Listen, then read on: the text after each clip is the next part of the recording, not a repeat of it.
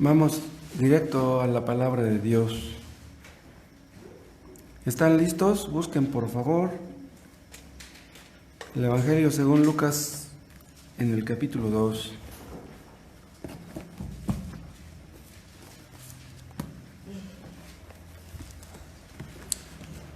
La semana pasada, hace 8 días,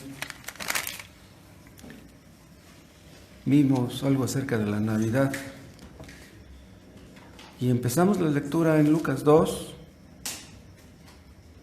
17, 18. No, miento. 2, 7, 2, 8. De ahí en adelante leímos. Pero ¿qué les parece si ahora leemos desde un principio? ¿Sí? Lucas 2, 1. Aconteció en aquellos días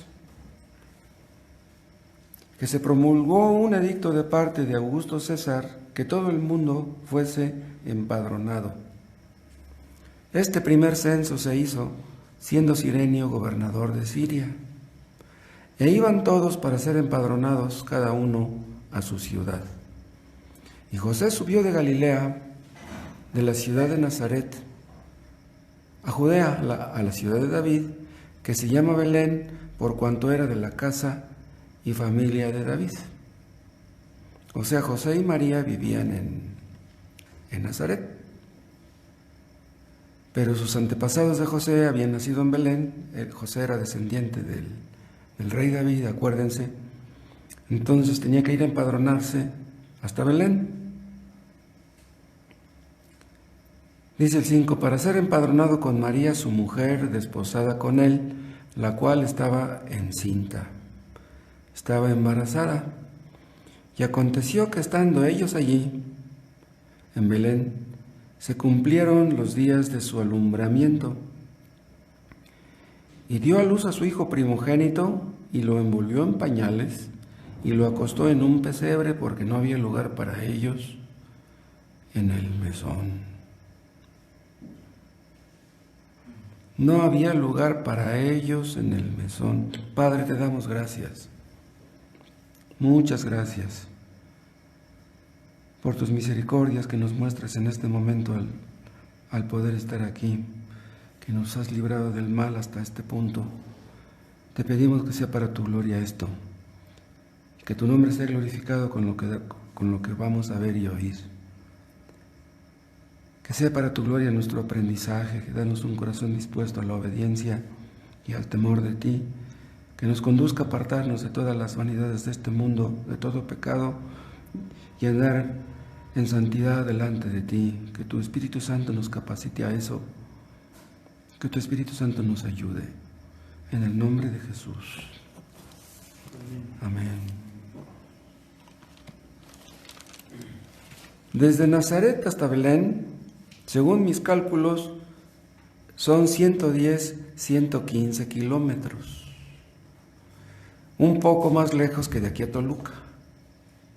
Un poquito más lejos. Yo estaba haciendo mis cálculos, me imagino que por San Vicente y Chicoloapan a Toluca. Es muy lejos. Bueno, era muy lejos, porque en aquel tiempo pues el medio de transporte eran los asnos. La tradición pinta a María encima de un asno y a José jalándole la rienda, y van caminando. Pero no hay bases para creer eso exactamente. Yo pienso que han de haber ido 2 o 3 asnos, porque José sabía que iba a tardar muchos días por allá. Entonces necesitarían ropa, necesitarían provisiones. Entonces no podían echar todo en un asno, tendrían que llevar mínimo 2, podría ser que hasta 3. Es posible que María fuera en un asno y José en otro, y llevaran otro jalando con cargamento, yo no sé. Como sea, era un viaje muy largo para María, que estaba embarazada. Si para una mujer un viaje así es pesado, estando embarazada, pues con más razón. Llegaron a Belén después de muchos días, no sabemos cuántos, pero aunque sus antepasados de José habían nacido en Belén, todo indica que no tenía parientes allí. Entonces tuvieron que llegar al mesón a pedir posada. Pero no había lugar para ellos en el mesón.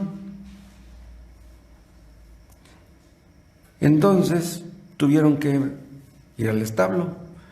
La Biblia no dice si ese establo pertenecía al mismo mesón o estaba aparte, en otro lado. Acostaron al niño cuando nació en un pesebre. ¿Qué cosa es un pesebre? Un pesebre es un comedero para animales. Entonces ahí en el comedero pues, le echarían paja y ahí acostaron al niño.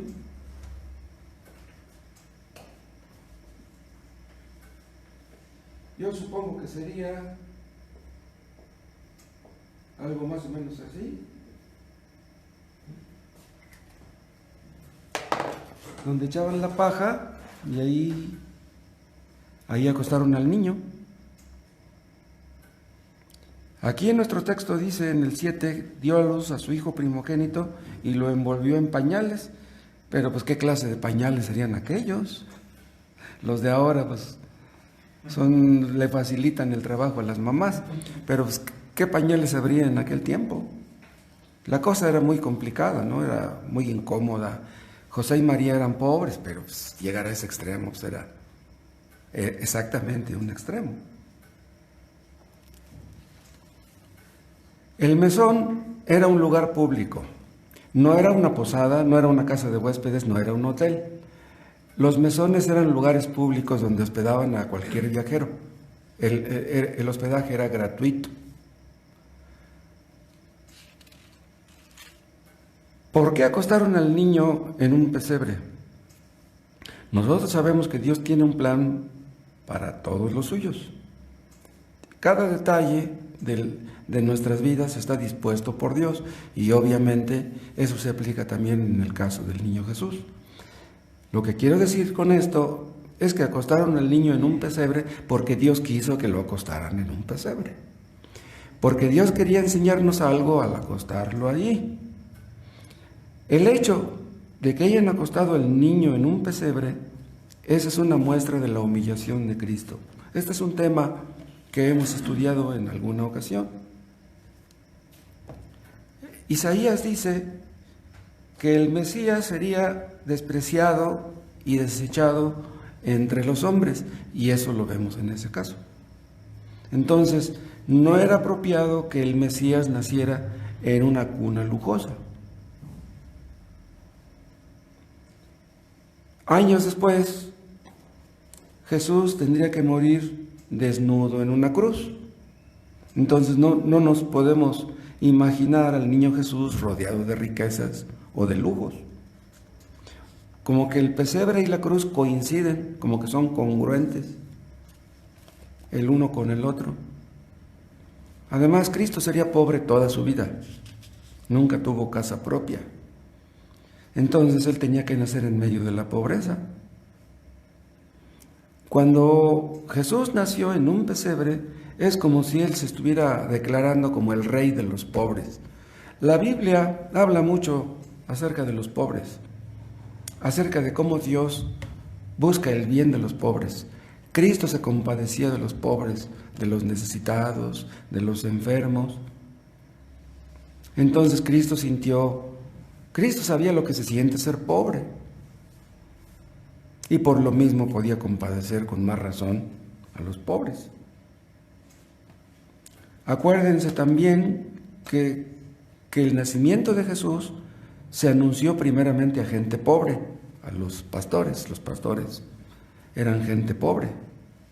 Los dueños de las ovejas, ellos nunca eran pastores.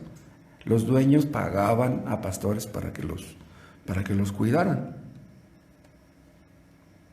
Yo les decía el otro día que en muchos casos los pastores eran gente inculta, gente impreparada, muchos ni sabrían leer.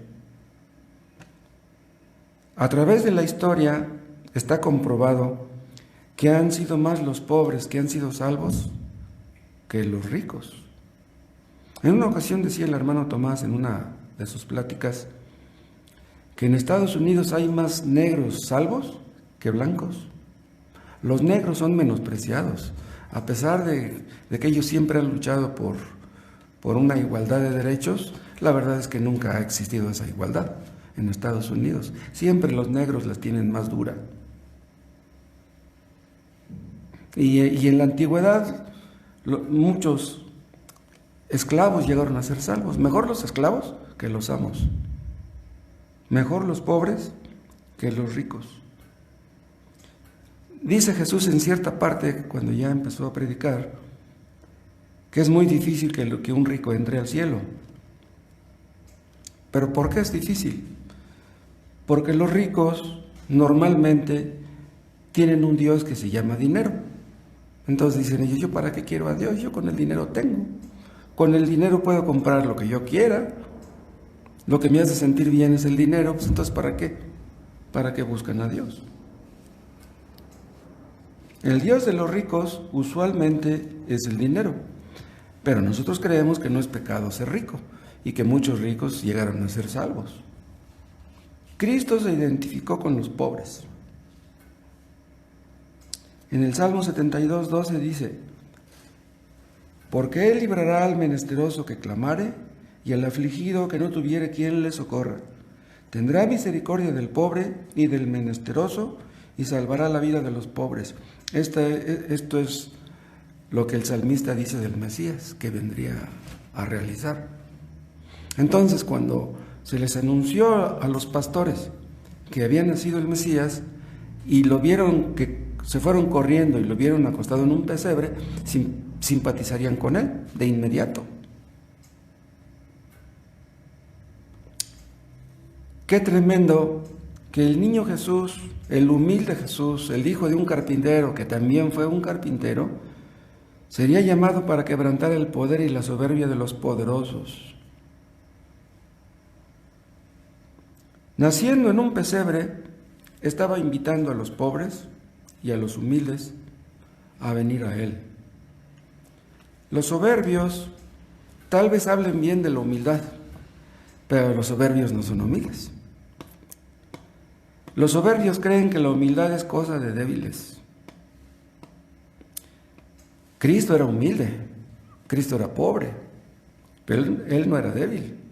No, son dos cosas muy diferentes.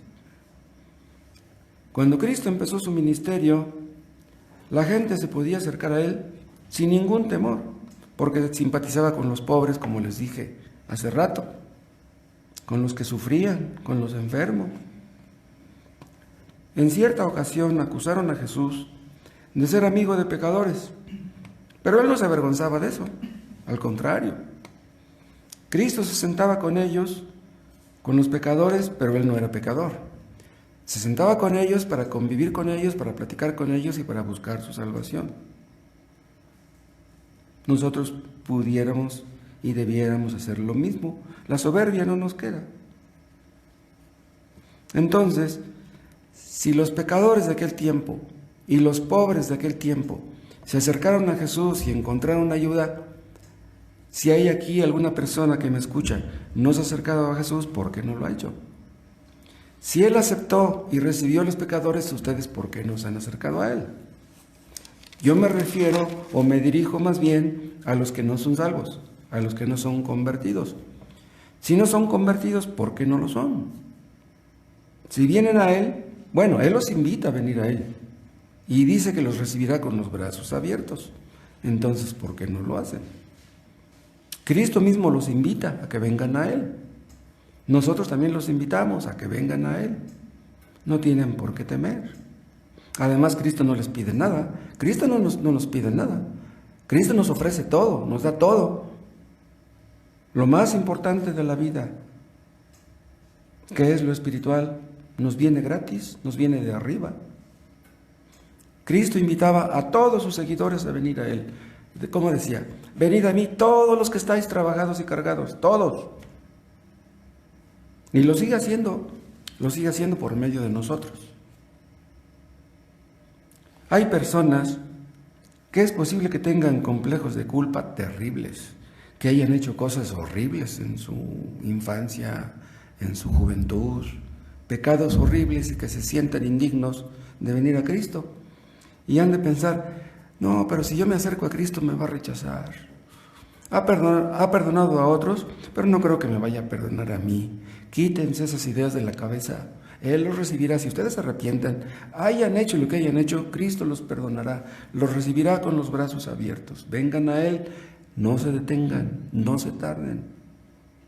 Otra cosa, el mesón, aquellos mesones eran gratuitos. Ya se los dije, para todos.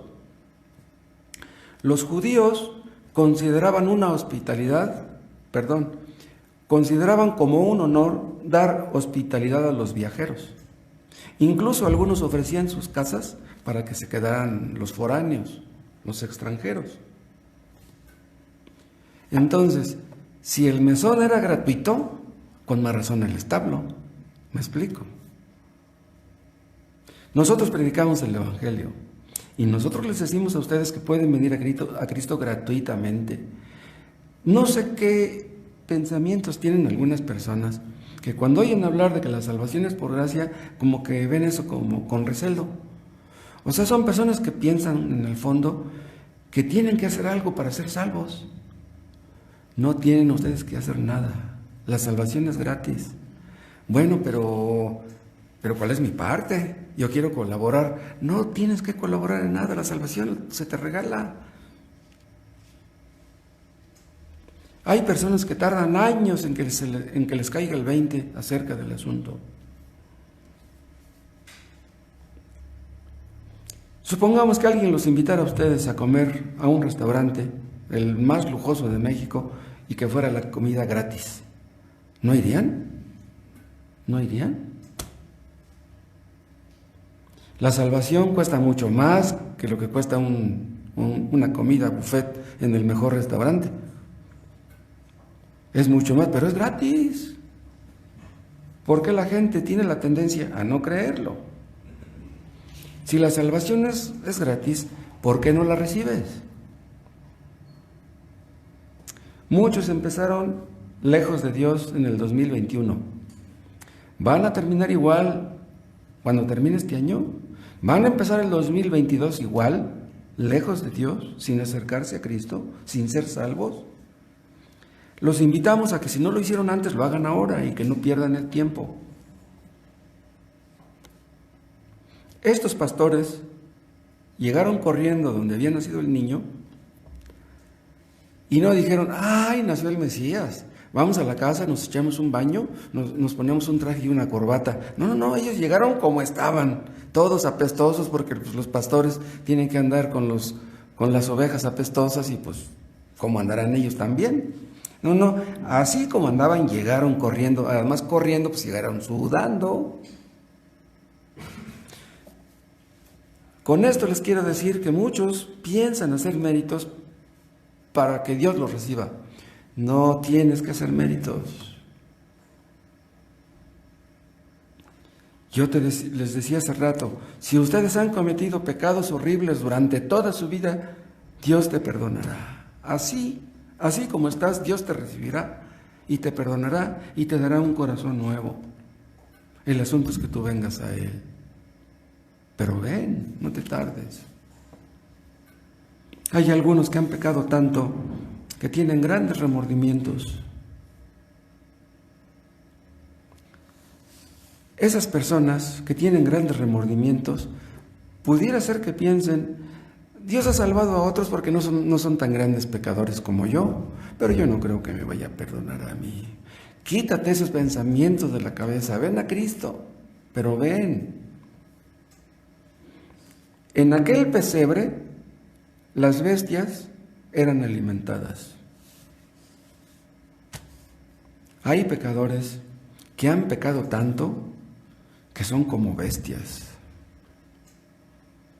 En realidad el pecado convierte a los hombres en animales. Los hombres somos capaces de hacer cosas que ni los animales hacen. En serio. Hay mujeres que tienen un hijo y lo regalan, lo tiran a la basura. Una leona no hace eso con sus cachorros. Una leona cuida a sus cachorritos.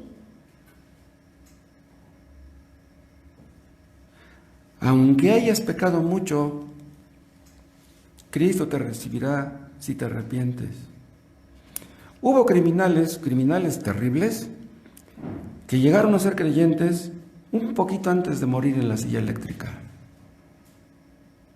Y llegaron a arrepentirse de sus pecados y a experimentar el perdón, la paz, el gozo del perdón.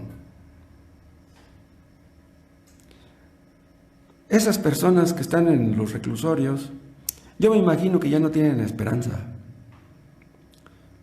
Una persona a quien se le ha dicho toda su vida que no tiene esperanza, creerá que no tiene esperanza. Y es por eso que Cristo les dijo a los fariseos: los ladrones y las rameras entran primero que ustedes al reino de los cielos. Es más fácil que un ladrón, un borracho, una prostituta sean salvos que una persona decente. Es más fácil. ¿Por qué mejor esas personas que les menciono llegan a ser salvas que aquellos otros? Porque son personas que han pecado tanto y están sufriendo ya las consecuencias de sus pecados, que creen que ya no tienen esperanza. Y cuando escuchan el Evangelio y escuchan del predicador que aún hay esperanza para ellos a pesar de lo que son, se conmueven, se ablandan, caen de rodillas, reconocen sus pecados y son salvos. ¿Saben ustedes cómo tratan a los presos en los reclusorios? A golpes. Los celadores piensan que el único lenguaje que entienden los prisioneros son los golpes. Háblales duro, con puras leperadas. No les hables suavecito. Ellos no entienden esa clase de idioma. Si una persona desde chico experimentó malas palabras, insultos, golpes y no entendió, ¿entenderá con más golpes y más insultos?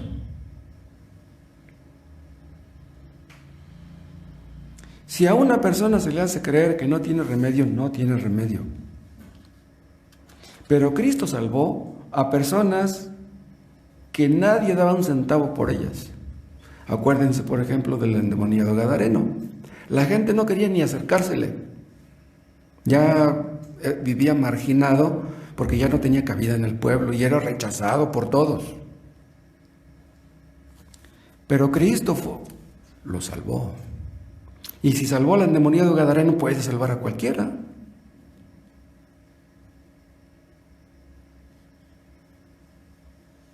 Hay personas que son rechazadas por todas partes.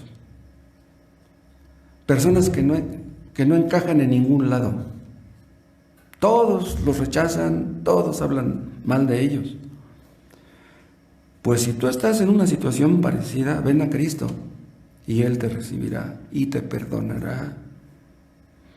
Y cuando Cristo te perdone, Él no te va a estar cantando tus pecados pasados. No lo hará. Ha prometido no hacerlo, ni acordarse de tus pecados pasados. Y aunque haya sido como el endemoniado gadareno, Cristo hará que quedes sentado y en tu cabal juicio, y hará que nunca vuelvas a tus pecados de antes.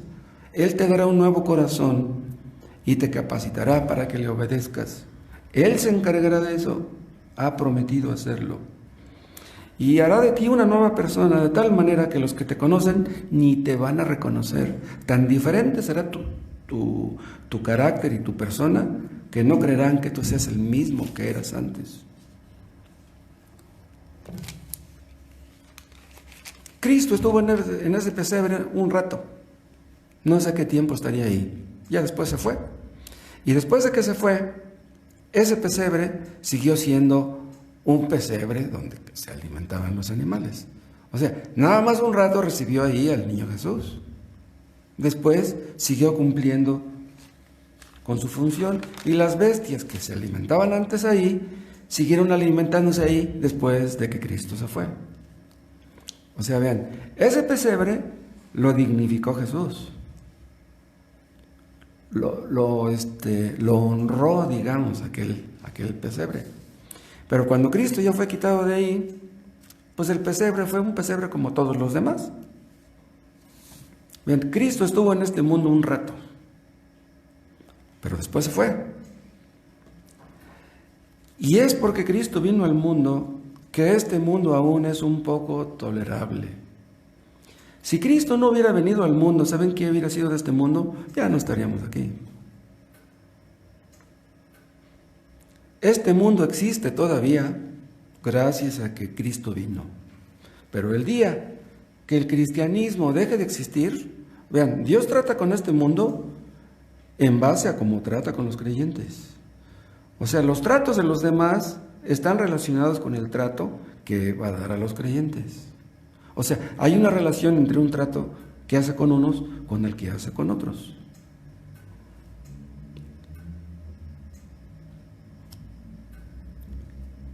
Pero el día que los cristianos dejen de existir, el día que el cristianismo deje de existir, todos en este mundo se van a convertir en animales. Es lo que va a pasar en la gran tribulación. Los que no quisieron creer en Cristo, cuando el Espíritu Santo abandone toda restricción que tiene sobre esas personas, se van a convertir en lo que son realmente. ¿Y qué es lo que somos en el fondo todos? Bestias, animales. Todos los que estamos aquí somos capaces de cometer cualquier pecado, cualquier crimen.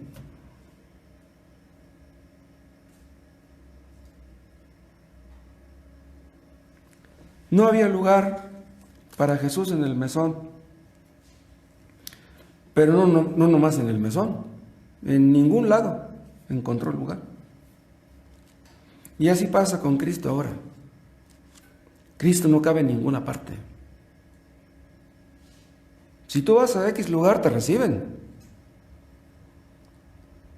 Pero si no dices que eres cristiano, porque si te identificas como tal, te van a recibir con recelo o simplemente no te reciben.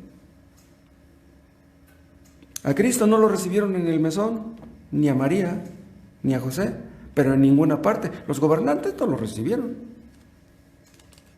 Los gobernantes de Belén pues tendrían una casa amplia, pero ¿ustedes creen que iban a darles hospedaje? A los gobernantes no les interesa el cristianismo, a los gobernantes les importa el dinero, les importa el voto, no les importan las cosas de Dios. Los legisladores hacen sus leyes, elaboran sus leyes, pero no para pensar en los pobres, piensan en los ricos, en los poderosos. Y si piensan en los pobres es como les digo, es pensando en su voto, la ventaja que les da el voto de los pobres. ¿Ustedes creen que a los gobernantes les importa mucho los pobres? Les importa su dinero, su bolsillo. Cristo no les importa. No hubo lugar para Cristo en ninguna casa del pueblo. Ya dentro de unos pocos días van a empezar las posadas, van a empezar las fiestas y los convivios. Pero si nos invitan a una de esas fiestas y les hablamos del Evangelio, ya nos van a poder volver a invitar a otra. Van a decir que estamos locos. Quieren celebrar la Navidad, pero a Cristo no lo quieren. Quieren una copa, quieren baile, el Evangelio no lo quieren. Si ves a un borracho en la calle, si le das una copa, te va a dar un beso y te va a dar un abrazo, pero si les das un folleto, les hablas del Evangelio, van a decir que estás loco. No hubo lugar para Cristo tampoco entre los fariseos. Los fariseos debieran de haber sido los más interesados en que el Mesías llegara, pero ni estaban interesados en eso. En ninguna sinagoga de Belén podría haber espacio para José, para María, para el niño Jesús. Y así sucede hoy. Si ustedes van y hablan con un pastor pentecostal, te van a escuchar hasta el punto que tú les digas que su religión es una religión falsa. Si tú le dices eso, inmediatamente te cierran la puerta, ya te metiste en problemas. No te atrevas a mencionar algo como eso. Hay un montón de pastores pentecostales que si tú les preguntas, oye, ¿tú crees en el Evangelio de la gracia de Dios? Te van a decir que sí, y diles, explícamela. No saben lo que significa la gracia. No creen que la salvación sea por gracia. Les hacen creer a sus seguidores que la salvación se obtiene por medio de un diezmo, por medio de las ofrendas. Otros hablan incluso de primicias. Y otros están muy contentos festejando a la Virgen, pero si les hablamos del Hijo de la Virgen, no nos oyen. Háblales de la Virgen, pero no les hables del Hijo. Tampoco hubo lugar para Cristo en los centros culturales de Belén. La cultura habla de la ciencia, de la filosofía, del arte. Háblales de eso y te escuchan, pero si les hablas del Evangelio no te oirán. Esos pseudo sabios, que ellos creen que son sabios, pero Dios no los ve así. El mismo mesón no tenía lugar para Cristo. El mismo mesón. ¿Cuál sería hoy el equivalente de aquel mesón? ¿Qué lugar ocuparía hoy el lugar de aquel mesón? Yo les dije hace rato que el mesón era un lugar público, un lugar donde todos son bienvenidos.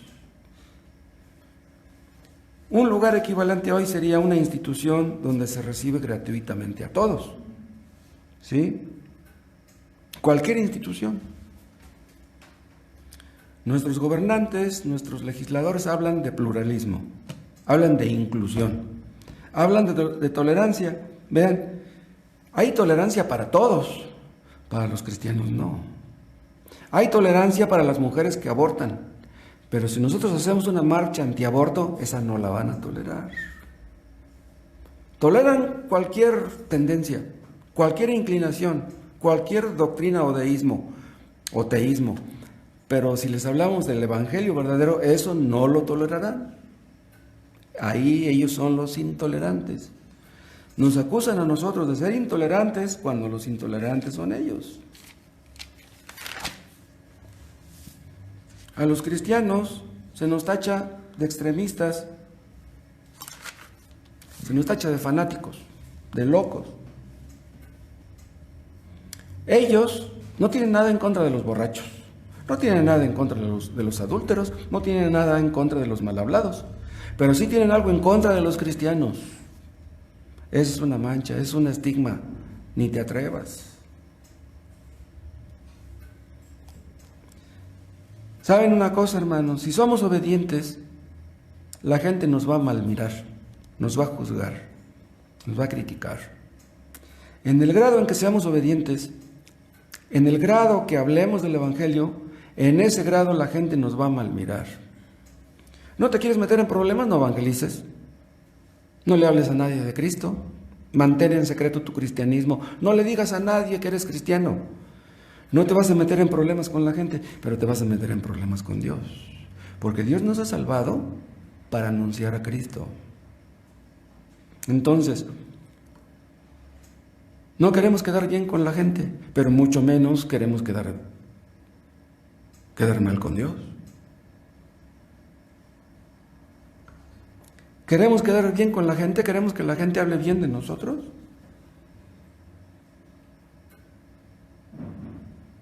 Si nosotros hacemos lo mismo que ellos hacen, nos van a felicitar, nos van a apapachar, nos van a invitar a sus posadas, nos van a recibir en su mesón, nos van a dar posada. Pero si somos fieles a Cristo, si somos obedientes, entonces no nos invitarán. Hermanos, si somos fieles a Cristo, si somos fieles a la verdad, no debemos callar. ¿Saben qué es lo que el diablo quiere? Ponernos un cubrebocas.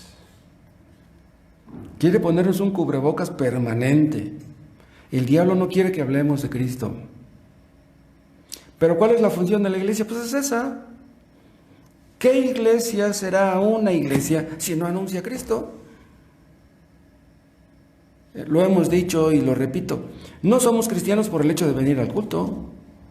No somos cristianos por el hecho de que oramos por los alimentos o porque oramos un ratito antes de irnos a trabajar. Claro, todo eso lo tenemos que hacer, pero en sí eso no garantiza que lo seamos. Tenemos que hablar de Cristo.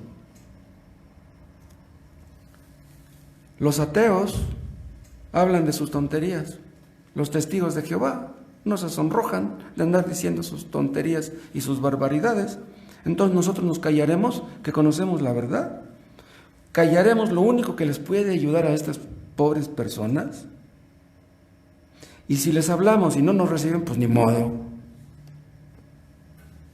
Si a Cristo no lo recibieron, pues ¿qué podemos esperar nosotros? Cristo además no tiene cabida en muchos lugares, en muchos lugares. ¿Hay lugar en tu corazón para Cristo? ¿Tienes tú un lugar para Cristo? Tal vez leas la Biblia, pero yo no te estoy preguntando eso. Te estoy preguntando, ¿Cristo tiene un lugar en tu corazón? No basta con que leas la Biblia. Muchos tienen lugar para el dinero, para la familia, para el trabajo. Tienen lugar en su corazón para muchas cosas, pero para Cristo no. Cristo no entra en sus planes. Tienen planes de esto y de aquello, pero Cristo no entra ahí. A lo mejor algunos de ustedes que me están escuchando dicen, bueno, si yo pienso ser cristiano, pero todavía no. Un día voy a ser cristiano. Primero quiero disfrutar de la vida. Pero yo te pregunto, ¿no tienes lugar para Cristo ahora? ¿Le vas a abrir la puerta cuando tú quieras? Si Él te está diciendo que vengas a Él, ¿no quieres ahora?